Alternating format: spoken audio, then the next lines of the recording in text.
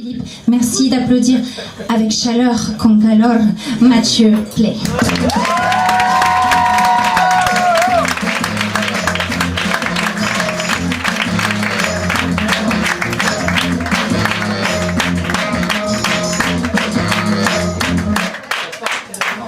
Bonsoir.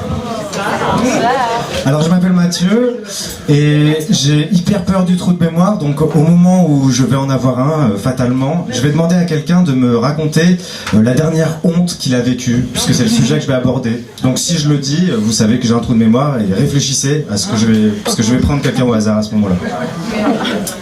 Ce que j'aimerais pour commencer, c'est vous proposer un petit voyage dans le temps. Parce qu'en fait, je pense que c'est quelque chose qu'on a tous au moins vécu une fois, ce dont je vais vous parler.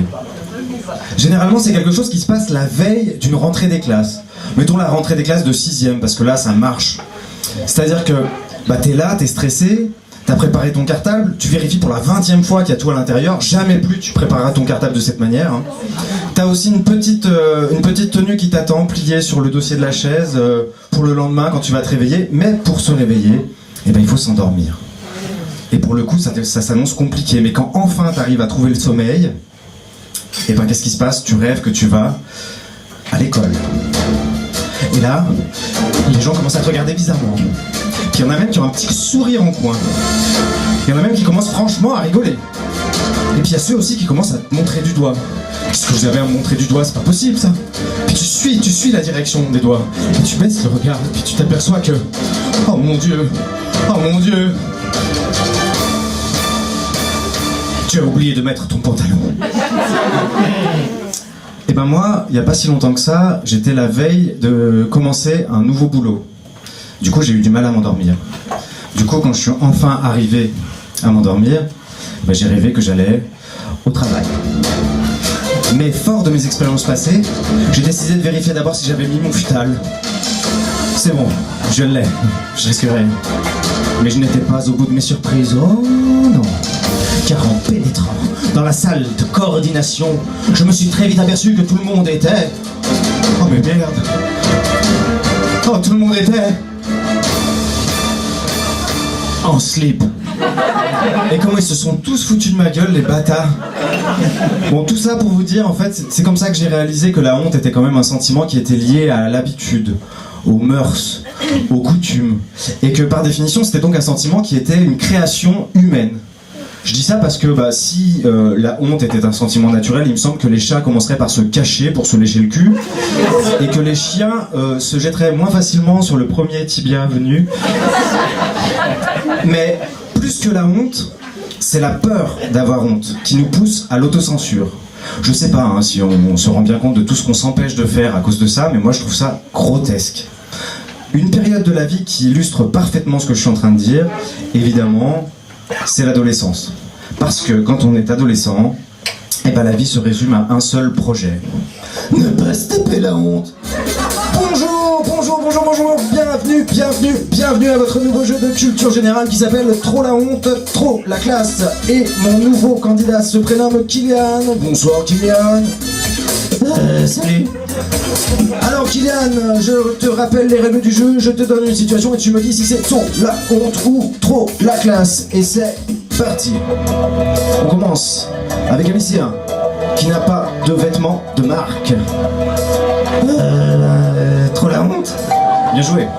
On continue avec une lycéenne qui n'a jamais embrassé de garçon. Trop la honte. Une lycéenne qui a sauté de classe et qui écoute uniquement de la musique classique. Trop la honte. Et on termine avec un lycéen qui n'a pas de smartphone. Trop la honte. Bravo Kylian, vous êtes notre grand gagnant et vous repartez avec un pack de 10 000 followers en plus pour votre compte Instagram. Trop la classe.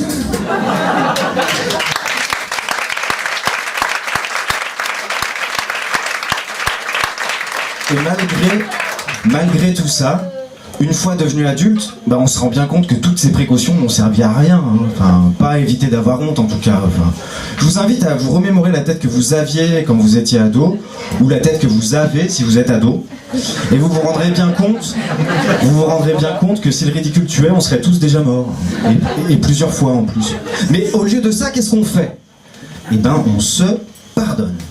Moi, pour ma part, je me suis pardonné les Vans, les baggy, les pulls Waikiki, et puis le clou du spectacle, la coupe au bol avec la mèche, là, qui cache un œil sur deux. Bon, mais quand on devient adulte, c'est pas pour autant que cette peur nous lâche. Elle continue de nous brider. Elle bride notre spontanéité, grave. Et c'est là que je vais demander à quelqu'un de me raconter sa dernière honte. Toi! Je te vois. La demoiselle, là, avec un espèce de chemisier. A priori, c'est en ce moment. Oh, tu peux me la raconter? C'est maintenant. Cool. Bon, ce que j'ai remarqué dernièrement, c'est que souvent, on préfère quand même le danger à la honte. Je dis ça parce que je connais plus de gens qui ont déjà conduit bourrés que de gens qui sont déjà sortis en slip dans la rue. Et d'ailleurs, je suis sûr que si on faisait l'expérience de lâcher au même moment un mec en slip dans la rue et un mec bourré au volant, bah, le type en slip serait arrêté des heures avant le mec bourré, on est d'accord? Bon, je parle d'alcool, on boit aussi quand même pour se libérer de cette peur, pour s'en sentir débarrassé. Et pour certains d'entre nous, ça marche quand même au-delà de toute espérance. Ah bah parce que les gagnants de cette catégorie sont quand même capables de conduire bourré, en slip, en chantant là tu connais Mara. Contresens sur autoroute. Et tout ça sans contrôle technique. Un truc que j'ai remarqué aussi, qui est une petite anecdote, mais c'est qu'il y a une faculté des gens qui perdent toute dignité en ayant bu, hein, on en connaît tous au moins une personne comme ça, et vous connaissez l'adage, si vous en connaissez pas, c'est que c'est vous. Les personnes qui perdent toute dignité, donc, quand elles perdent leur dignité, ben, directement la honte rejaillit sur les personnes qui l'ont accompagné à la soirée. Et c'est un truc qui marche pas pour tout, c'est-à-dire que si vous vous baladez avec quelqu'un qui est très beau mais qui ne le sait pas, ben, il vous distribue pas comme ça de la beauté, alors que quelqu'un qui a bien bu, ben, est beaucoup plus généreux avec son entourage. La honte, ça a aussi quelque chose à voir avec le corps, avec l'apparence. Pour ma part, par exemple, j'ai honte de danser. Alors je sais que je suis le roi des cons, hein, parce que les filles adorent les mecs qui savent danser. Là, c'est le moment où je vais ouvrir une petite parenthèse que je vais appeler la parenthèse frustration et injustice. Les mecs qui savent danser, ils ne savent pas danser pour rien. Ce sont des professionnels de la drague, des machines à tomber la gonzesse.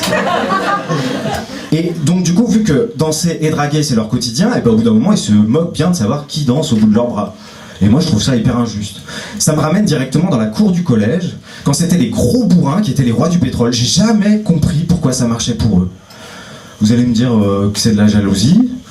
Et ben je vais vous répondre que oui. Et c'est ça qui est vexant. C'est-à-dire que les filles au collège, vous avez réussi à me faire jalouser Jimmy Narbou, la terreur complète, le mec avec des bras de gorille et une cervelle de punaise de lit là. Le mec, il avait deux modes de communication, il tapait ce qui était masculin et il se tapait tout ce qui était féminin.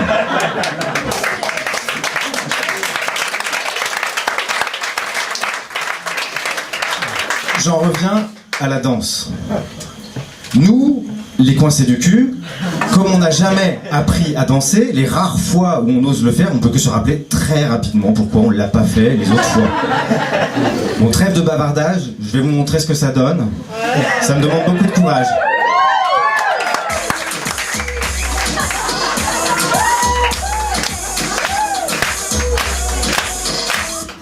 Vous pouvez vous douter que j'ai pas misé sur ça pour la séduction, j'ai appris à faire autrement. En fait, j'ai remarqué par contre que ça avait un avantage, c'est-à-dire que je suis capable de dessouler en quelques secondes en me regardant danser dans un miroir, c'est hyper pratique. Et j'ai un conseil pour les gens qui dansent à peu près comme moi, et je sais qu'il y en a un. Ce que je vous conseille, simplement, c'est de vous armer de patience. Parce que quand vous aurez 60, 70 ans, la musique, comme par magie, va s'adapter à votre danse.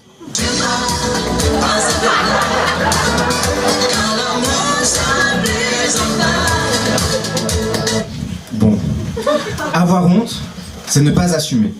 Mais avoir peur d'avoir honte, c'est anticiper le jugement des autres. Et s'affranchir des barrières qu'on se met tous, c'est directement être montré du doigt, alors que peut-être on est tout simplement un précurseur. Hein, dans le monde où nous vivons, si Jésus revenait, je suis pas sûr qu'il ait le même accueil.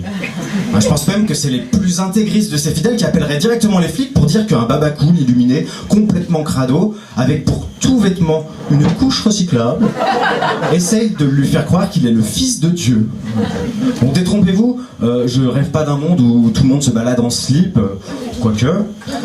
Non, ce que je voulais dire, c'est que simplement la honte est rarement abordée d'un côté culturel. On nous apprend quand est-ce qu'on doit avoir honte. On nous apprend quand est-ce qu'on doit avoir le sentiment de vouloir disparaître aux yeux des autres.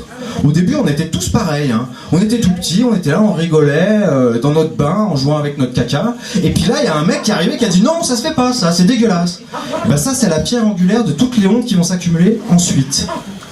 Et toutes ces hontes, moi, ce qui m'interroge, c'est les hiérarchies qui les organisent. C'est la hiérarchie, pardon, qui les organise. Je me pose pas mal de questions par rapport à ça. Je me demande, par exemple, pourquoi est-il plus honteux de ne pas voter, par exemple, par conviction, que de voter sans y croire? Pourquoi est-il plus honteux d'être chômeur que d'être vendeur d'armes? Pourquoi est-il plus honteux d'avoir la braguette ouverte que de faire une remarque sexiste? Pourquoi est-il plus honteux d'avoir un morceau de salade coincé entre les dents plutôt que de porter des vêtements fabriqués par des enfants?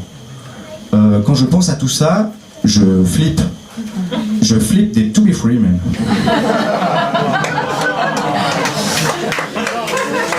En guise de conclusion, je vais vous laisser avec la question qui m'a fait écrire ce texte. Comment peut-on changer le monde si on fait uniquement confiance à ce qui est déjà approuvé par la majorité des gens? Merci de m'avoir écouté.